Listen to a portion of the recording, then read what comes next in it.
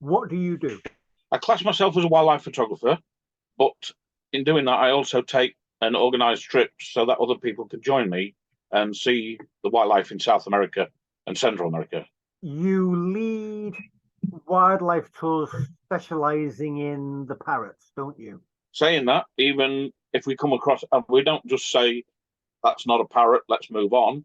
If we see anything else at all, then I allow everybody time to take photographs, video, or just actually observe what the animals, birds, parrots are doing.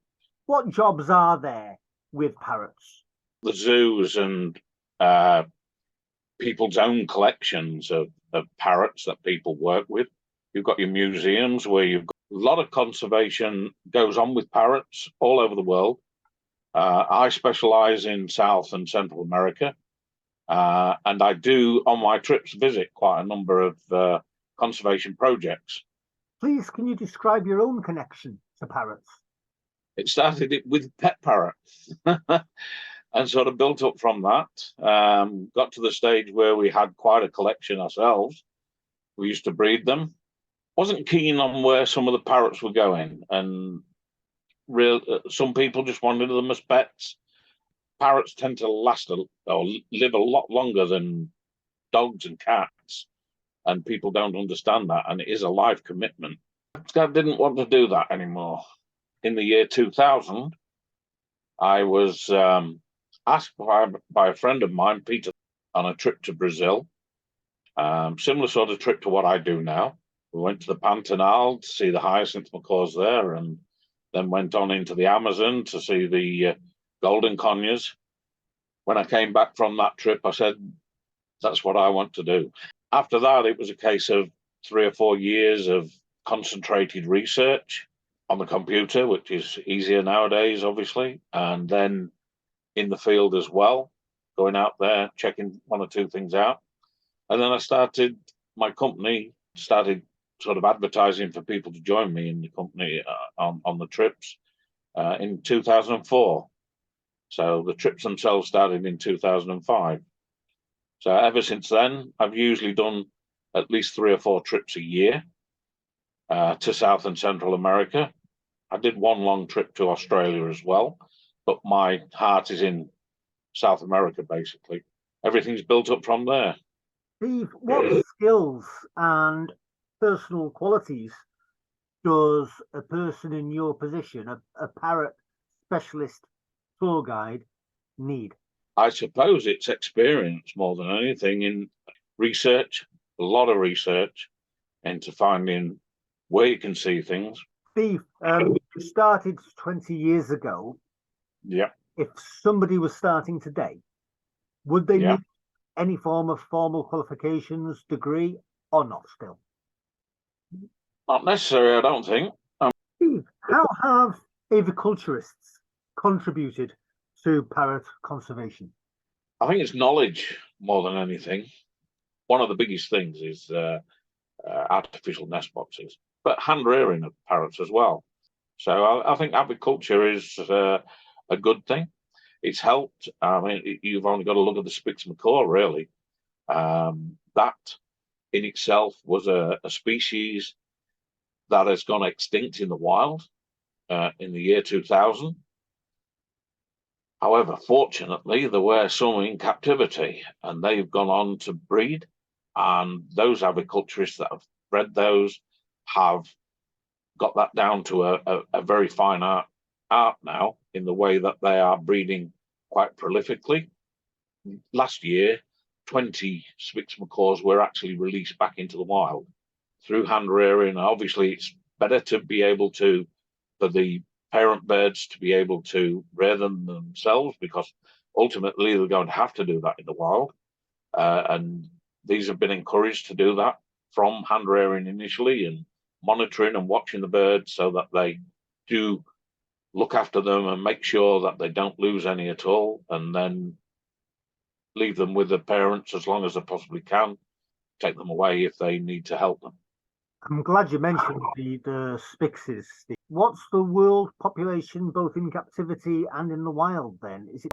So the population is probably in the very low 200s.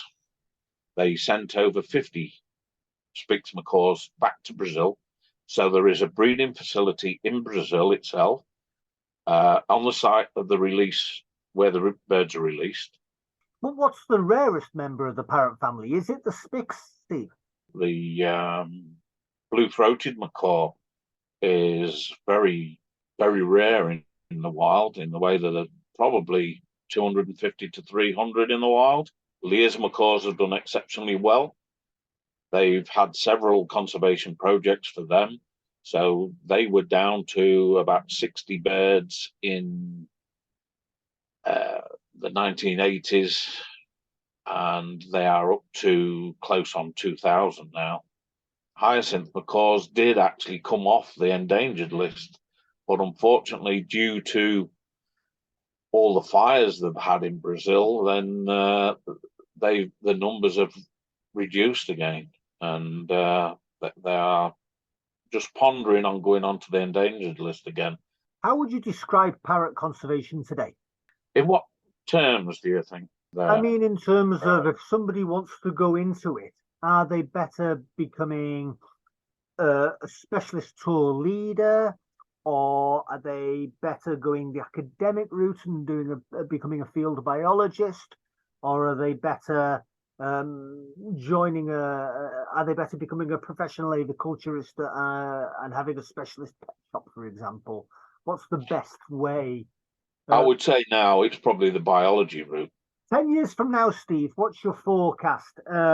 More species becoming endangered, more species doing well, like the echo parakeet, like the hyacinth macaw, populations remaining stable and just hanging in there, or what? I think it depends on the countries and the actual governments in those countries. But there are several projects for the Lear's macaw. Yes. Can you explain how many projects there are? What do they do? What are the goals of each project? Right. What's happening with Lear's? Okay, there's probably at least 5 or 6 conservation projects there.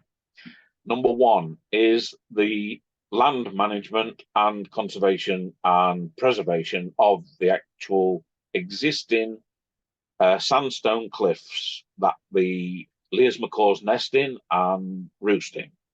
Out there, the Lear's macaws have got very little food. Their main food in the wild used to be lychuri palms. So they live in the sandstone cliffs in the northern part of Bahia in Brazil. It's the only place they live. So that site has got to be preserved, which they do. There are a lot of areas where that is around there. But one in particular at Canudos is actually preserved quite well. There is a lodge there as well, so you can actually go there directly next to where the Lear's macaws are.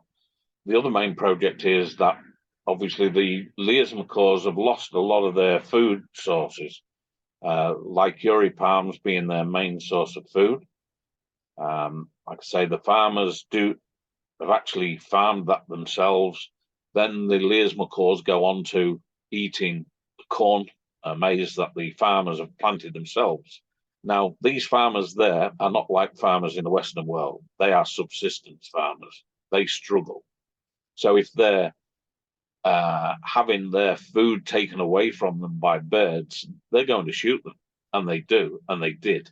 So that we've got a team out there that are actually being contacted by the farmers and to say basically that they've had the Lear's macaws round and they've raided their fields. And when these Lear's macaws go in, they don't go in ones and twos. They go in mob-handed. I've seen them 60 to 100 in a field at a time, and they blitz that field. And if they haven't finished it in one day, they'll come back the next and finish it off. No corn cobs left whatsoever. Ultimately, the farmers used to shoot them, and not to stop them doing that.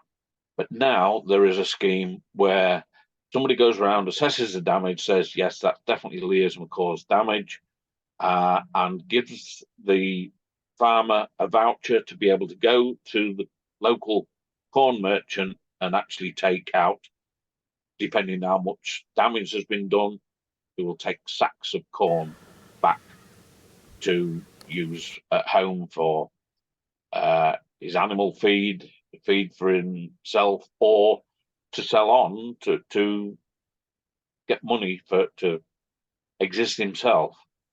You know, it's a very, very hostile environment there. You probably don't get rain once in 5 years sometimes. It is exceedingly dry. So it's a harsh environment. It's difficult to grow things, difficult to grow like curry palms. But anyway, so that is a thing to sort of pay the farmers off in return for them not shooting the Lear's macaws. The other thing, there's another team out there that are actually planting like curry palms to increase the food source. And this is something I've done. Like curry palms can take up to 8 years before they produce any fruit at all. So that is a long-term sort of project on that. But that is happening. There are people that are actually monitoring the nests in the sandstone cliffs. So they're monitoring the youngsters and getting more information about those and how they survive. And they are putting rings on them and actually measuring them, like I said, for the Hyacinth Macaws, and doing all that side of things. There is another project where they found a pair. When I say pair, it's just two birds that they didn't know whether they were male or female, just a pair in a valley. They monitored them for a while. What they have done now is actually brought some Lear's macaws over that from captivity at the Laura Park Foundation in Tenerife, and they have released those into the wild there, and they are actually breeding in the wild now. So the ones that have been released are actually breeding in the wild in this valley, which is quite remote from the main population. So the idea is eventually that hopefully the species will develop and expand into all the different valleys in between these populations and meet up eventually and form one big population. That would be the ultimate aim, I would hope. There is a big sort of gift shop in Canudos where they actually local people make all sorts of gifts and things like that for anybody that wants to buy. I'm spending 6 days there this next time. So just to see Lear's macaws over 6 days. I mean, there are other parrot species in the area, so don't get me wrong. And there's different experiences with the Lear's macaw, so it's not just the same thing every day. You see them in the nests in the sandstone cliffs. You see the early morning rise, and that is one of the most spectacular things I've ever seen. Is the Lear's macaws when they come over in the morning.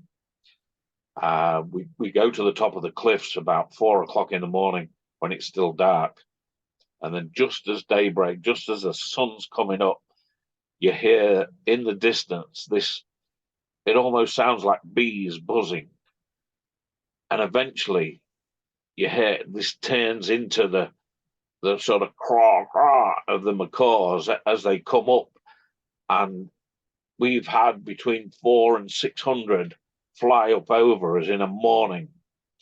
And that at that time, the first time that ever happened, there was probably less than 1,000 macaws in the wild, the Lear's macaws in the wild. So we had probably 2/3 of the population there, and totally incredible.